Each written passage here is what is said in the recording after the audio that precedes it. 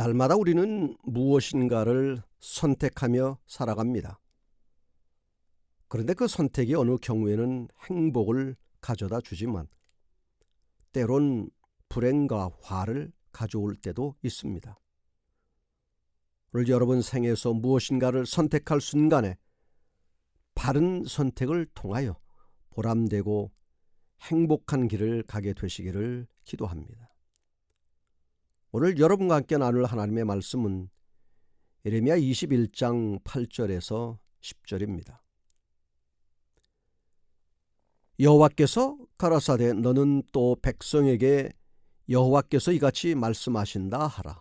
보라, 내가 너희 앞에 생명의 길과 사망의 길을 두었노니 이 성에 거주하는 자는 칼과 기근과 연병에 죽으려니와 너희를 애운 갈대아인에게 나아가서 항복하는 자는 살리니 그의 생명은 노략한 것 같이 얻으리라. 나 여호와가 말하노라. 내가 나의 얼굴을 이 성으로 향함은 복을 위함이 아니요 화를 위함이라. 이 성이 바벨론 왕의 손에 부침이 될 것이요 그는 그것을 불로 사르리라. 생명의 길로 나오라 라는 제목으로 은혜를 함께 나누고자 합니다. 세상에는 두 가지의 극명한 관계가 존재하고 있습니다. 음과 양이 있고 흑과 백이 있고 남과 여가 있고 선과 악이 존재합니다. 그런 중에 인간의 운명을 가르는 것도 있는데 그것이 생명의 길과 사망의 길입니다. 글자 그대로 생명의 길은 생명이 있고 영원한 것이 주어지지만 사망의 길은 멸망이요 파멸인 것입니다. 한 사람이 태어나서 죽을 때까지 수많은 선택의 기로에 서며 그 선택에 의해서 그 사람의 인생이 좌우됩니다. 물론 선택에 의해서가 아니고 태어날 때부터 좋은 여건 속에서 태어나 특별한 선택을 하지 않아도 얼마든지 좋은 인생을 살아가는 사람이 있지만 그래도 선택에 의하여 얼마든지 인생의 운명을 바꿀 수 있는 여지가 있는 것입니다. 여러분 앞에 생명과 사망의 길이 있어 피할 수 없이 선택을 해야 한다면 어느 길을 선택하시겠습니까? 아마 사망의 길을 선택하는 분은 없을 것입니다. 그렇다면 여러분은 지금 어느 길을 선택하여 가고 있습니까? 사망의 길인가요? 아니면 생명의 길인가요? 인생에게 주어진 다른 길은 없습니다. 오직 두 길뿐입니다. 분명한 것은 둘 중 하나를 반드시 선택해야 한다는 것입니다. 오늘 읽은 본문의 배경은 이러합니다. 시드기야는 남방 유다의 선왕 요시야의 셋째 아들입니다. 바벨론의 2차 침공 때 포로로 끌려간 조카 여호야긴의 귀를 이어 바벨론에 의해 이름까지 마따니아에서 시드기야로 개명이 되어 왕이 되었습니다. 시드기야 왕은 처음에는 바벨론에게 충성하였으나 즉위한 지 3년 후에는 주변 나라들의 권유로 반바벨론 동맹에 가담하였습니다. 예레미야 선지자는 시드기야의 이러한 정책에 반대하면서 바벨론에 충성하고 애굽을 의지하지 말라고 거듭 경고하였지만 시드기야 왕은 이 경고를 무시했습니다. 그 결과 시드기야 왕 재위 9년에 바벨론의 3차 침공을 당하게 되었고 다급해진 시드기야 왕은 신하 바스올과 제사장 스바냐를 예레미야 선지자에게 보내 하나님께 도움을 간구해달라고 보냈지만 예레미야 선지자를 통한 하나님의 말씀은 예루살렘이 멸망되리라는 참담한 소식뿐이었습니다. 하나님은 예레미야 선지자를 통해 시드기야 왕에게 말씀을 전하게 하신 후에 남방 유다 백성들에게 예언을 선포하도록 하셨습니다. 하나님의 말씀의 요점은 바벨론은 하나님의 심판의 도구이므로 그들에게 항복하라는 것이었습니다. 그러나 적군에게 항복하라는 예언으로 인해 선지자는 백성들에게 반역죄의 혐의를 받으며 배척당하였고 감금되기까지 하였습니다. 예루살렘의 멸망은 돌이킬 수 없는 하나님의 뜻이었습니다. 그러므로 예레미야 선지자는 백성들에게 그들이 살 길은 하나님의 뜻을 받아들이는 것이었습니다. 즉 너희 앞에 생명의 길과 사망의 길이라는 두 길이 있는데 이 두 길 중에 살 길을 선택하라는 것입니다. 하나님의 뜻을 따라 바벨론에게 항복하면 생명을 건질 수 있을 것이지만 끝까지 대적하면 바벨론의 칼에 죽을 것이라는 것입니다. 예레미야의 권고는 애국심의 차원을 넘어서는 하나님의 뜻에 따른 것이었습니다. 예레미야 선지자는 바벨론 군대를 통해 예루살렘을 멸망시키겠다는 하나님의 확고한 결심을 알고 있었기 때문에 바벨론 군대에 항복하는 것이 하나님의 심판을 순순히 받아들이는 길이며 또한 그 길만이 무자비한 살육을 피하는 길임을 선포하고 있는 것입니다. 남방 유다에게 임한 하나님의 진노의 화살은 이미 활 시위를 떠나 돌이킬 수 없는 상황이 되었습니다. 이제 남방 유다가 할 수 있는 일은 지금 상황을 그대로 받아들여야 한다는 것입니다. 회개를 해도 되지 않습니다. 이미 회개를 통해서 문제가 해결될 수 있는 시간은 지나버렸습니다. 그러나 남방 유다 백성들은 예레미야 선지자의 말을 듣지 아니할 뿐 아니라 반역자라고 죽이려고까지 하였습니다. 예레미야 38장 4절에 보면 이에 그 고관들이 왕께 아뢰되 이 사람이 백성의 평안을 구하지 아니하고 재난을 구하오니 청컨대 이 사람을 죽이소서. 그가 이같이 말하여 이 성에 남은 군사의 손과 모든 백성의 손을 약하게 하나이다. 오늘날 우리 앞에 놓인 생명의 길은 어디이고 무엇일까요? 그것은 나의 인생을 전폭적으로 예수님께 맡기고 그분의 뜻을 따라 살아가는 것이 참된 인생을 사는 길이요 생명의 길이고 영생의 길인 것입니다. 사도행적 373페이지에는 각 시대를 통하여 믿음으로 말미암는 의의 대진리는 회개하는 죄인들을 생명의 길로 인도하는 굳센 등대처럼 섰다라고 기록하고 있습니다. 이러한 생명의 길로 들어서서 살기를 원한다면 나의 죄를 회개해야 한다는 것입니다. 예수님의 피로 죄사함 받아야 생명의 길로 들어설 수 있다는 것입니다. 사도행전 2장 38절에도 베드로가 가로되 너희가 회개하여 각각 예수 그리스도의 이름으로 침례를 받고 죄사함을 얻으라. 그리하면 성령을 선물로 받으리니. 회개할 수 있다는 것은 아직도 나에게 하나님의 은혜의 시간이 남아 있다는 것이기에 죄를 회개하는 것을 피하지 말아야 하는 것입니다. 고린도후서 6장 2절 보라 지금은 은혜 받을 만한 때요 보라 지금은 구원의 날이로다 라고 기록하고 있습니다. 사랑하는 성도 여러분, 진정한 회개가 무엇인가요? 생애빛 23페이지에 보면 회개한다는 것은 죄를 슬프게 여기고 죄에서 떠나는 것을 의미한다. 죄가 얼마나 가증한지 알지 못하면 우리는 죄를 버릴 수 없게 될 것이다. 우리가 죄에서 돌아서기로 작정하기 전에는 우리 생에 진정한 변화가 생길 수 없다라고 기록하고 있습니다.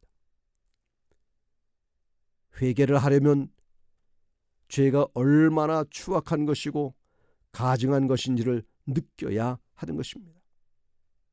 마치 술과 담배, 마약 등이 얼마나 우리 몸을 망가뜨리고 사람을 피폐케 하는지를 느낀다면 결코 그러한 일들을 하지 않을 것입니다.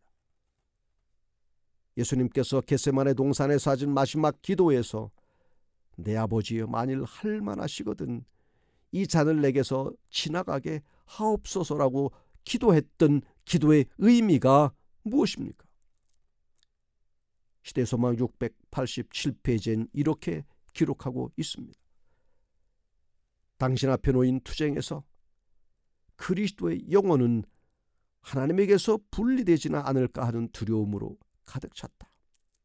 사단은 그리스도에게 만일 그분이 죄된 이 세상을 위하여 보증인이 된다면 하나님과는 영원히 끊어지게 될 것이라고 말하였다. 그분은 사단의 왕국에 동화될 것이며 다시는 하나님과 하나가 될 수 없을 것이라고 했다.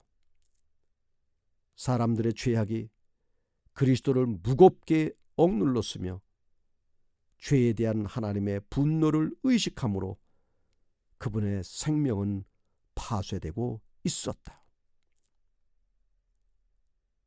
사랑하는 성도 여러분, 죄가 그렇게 간단한 것이 아닙니다. 죄가 얼마나 무서운 것인가를 알아야 합니다. 죄로부터 자유로울 사람은 없습니다. 그러나 분명한 것은 죄로부터 우리는 자유로워야 한다는 것입니다. 어떻게 해야 죄로부터 자유로울 수 있을까요? 길은 하나입니다. 오직 십자가를 바라보고 주님께 나의 죄를 고백하는 것입니다.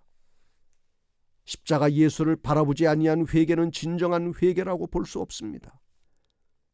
나의 추하고 악한 죄 때문에 십자가에서 보혈을 흘리시고 죽으신 그 예수님의 피로 씻음받은 영적인 사건을 체험하는 것이 진정한 회개인 것입니다.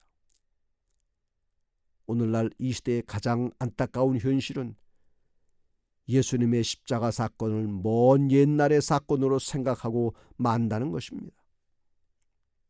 예수 그리스도의 십자가 사건은 2000년 전에 일어난 것이 사실이지만 오늘 이 시간에도 일어나는 현재 사건이라는 것입니다. 그것은 날마다 십자가를 바라볼 때 가능한 것입니다. 죄의 용서를 날마다 체험하는 것입니다. 그것이 나로 하여금 생명의 길로 가게 하는 원동력이 되는 것입니다. 오늘날도 하나님은 우리에게 분명한 길을 성경에서 보여주고 있습니다. 요한복음 14장 6절 예수께서 이르시되 내가 곧 길이요 진리요 생명이니 나로 말미암지 않고는 아버지께로 올 자가 없느니라. 오직 예수님만이 생명의 길이십니다. 다른 길은 모두가 생명과는 상관이 없는 길입니다. 하나님은 오직 예수 외에 다른 생명의 길을 주시지 않았습니다. 사도행전 4장 12절 다른 이로서는 구원을 받을 수 없나니 천하 사람 중에 구원을 받을 만한 다른 이름을 우리에게 주신 일이 없음이라 하였더라. 초기 문집 221페이지에는 하나님께서는 생명의 길과 사망의 길을 제시하신다. 인간은 그것을 자유롭게 선택할 수 있다. 많은 사람들이 생명을 원하나 아직도 계속하여 넓은 길을 걷고 있다. 그들은 하나님께서 자기들을 위하여 당신의 아들을 내어 주심으로써 크신 자비와 긍휼을 베풀어 주셨음에도 불구하고 그의 정부를 반역하기로 선택하였다.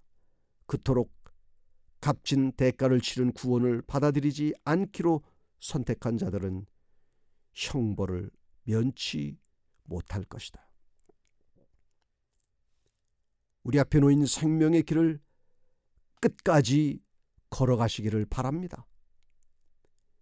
예수님과 함께하는 그 길이 생명으로 가는 길입니다.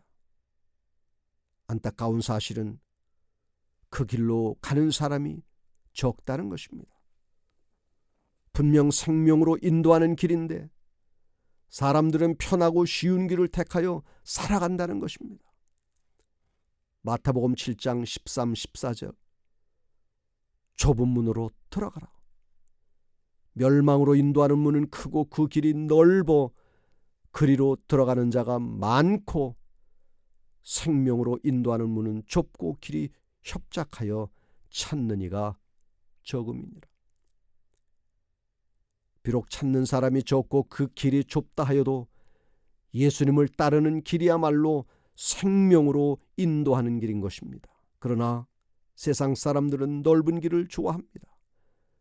그래서 이 세상에는 넓은 길로 가는 사람이 더 많습니다. 그 넓은 길은 육신의 욕망대로 사는 것이요, 이 세상 풍속을 따라 사는 것입니다. 하나님의 말씀대로 살지 않고 다만 육신의 욕망을 따라 사는 것입니다. 세상 사람들은 왜 이렇게 사는 것을 더 좋아할까요? 하나님보다 세상을 더 사랑하기 때문입니다. 그러나 불행하게도 이 길은 멸망으로 인도하는 길이라는 사실입니다. 잠언 14장 12절 어떤 길은 사람의 보기에 바르나 필경은 사망의 길이니라. 스탠리 존스 목사님이 인도 오지에서 선교할 때 있었던 일입니다. 한 번은 울창한 밀림 지역에서 선교하다가 그만 길을 잃고 말았습니다. 한없는 절망감에 사로잡혀 숲속을 헤매던 중 마침 나무를 베고 있던 한 원주민을 만났습니다. 존스 선교사는 그에게 다가가서 말했습니다. 내가 지금 길을 잃었습니다. 나에게 길 좀 가르쳐 주시지요. 원주민은 길을 알려줄 생각은 하지 않고 앉아 기다리시오 하더니 일만 계속했습니다. 존스 선교사는 무려 8시간을 그 자리에서 기다려야 했습니다. 해가 진 뒤에야 비로소 원주민은 선교사에게 자기를 따라오라고 말했습니다. 따라 나서긴 했지만 주위는 너무 캄캄했고 길이라고 할 만한 것은 보이지 않았습니다. 도대체 길이 어디 있습니까? 답답한 마음에 물어본 존스 선교사에게 원주민은 길은 없습니다. 내가 가는 곳이 곧 길입니다. 라고 대답했습니다. 그렇습니다. 예수님은 분명히 말씀하셨습니다. 내가 곧 길이다. 길이 아니면 가지 말아야 합니다. 길로 갈 때만이 목적지에 도달할 수 있는 것입니다. 우리의 목적지는 영원한 생명이 있는 하늘인 것입니다. 그 하늘은 길이요 생명이신 예수님으로 말미암아서만 갈 수 있는 것입니다. 그 길을 가게 하신 하나님의 은혜를 감사하시기 바랍니다. 그리고 모두가 낙오 없이 생명의 길을 가시기를 바랍니다. 끝까지 가시기를 바랍니다. 그래서 영원한 생명을 누리게 되시기를 바랍니다. 기도하겠습니다. 하늘에 계신 우리 아버지 하나님, 생명과 사망의 길 사이에서 방황하던 우리를 생명의 길로 인도하여 주셔서 감사합니다. 이제는 세상의 욕심을 버리고 그 가는 길이 좁고 험하다 하여도 생명으로 인도하는 길이 되시는 예수님만 따라가게 하여 주시옵소서. 우리의 생명의 길이 되신 예수님의 이름으로 기도합니다. 아멘.